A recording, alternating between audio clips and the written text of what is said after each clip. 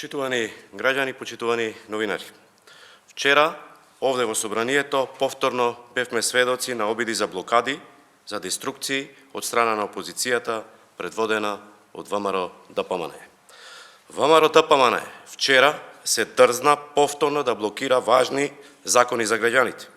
Еден од нив беше и законското решение со кое глобите за инвалидските организации се намалуваат, а истовремено се воведува опомена пред казна.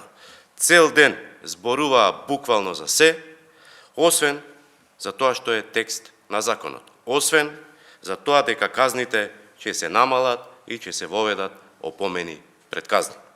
Ете толку ВМРО-ДПМН мисли на граѓаните и мисли на ранливите категории. Слично вака се однесува и за носење на буџетот за 2021 година. Ја напуштија салата, мислејќи дека нема кворум, дека буџетот за следната година нема да го донесе. ВМРО-ДПМН, но и Алијанса, Алтернатива и Левица беа подготвени да ја остават државата на времено финансирање.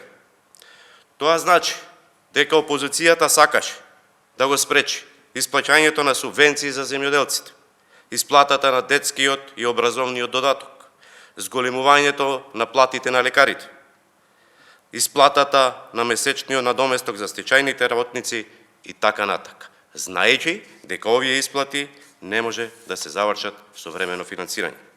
И наместо да ја научат лекцијата, вчера опозицијските пратеници продолжија со блокади и деструкции. И не само што не се засрамија, туку јавно се фалат во нивните блокади на важни закони. Тоа не само што е неодговорно, туку и навредливо кон сите граѓани чии представници сме сите ние. Опозицијата во Собранието продолжува да работи против интересите на сопствената држава и сопствените граѓани. Мицкоски и ВМРО-ДПМН 6 пати губа на избори и никако да ја научат лекцијата од граѓаните, дека народот не сака блокади. Освен блокади, тие друго не знаат. Толку можат, толку знаат и Мицкоски и ова ВМРО-ДПМН. Но колку и да се обидуваат, нема да успеат да ги закочат реформите што се во интерес на граѓаните. Нивните блокади, нивните деструкции повторно ќе бидат поразени. Благодарам, повелите прашања.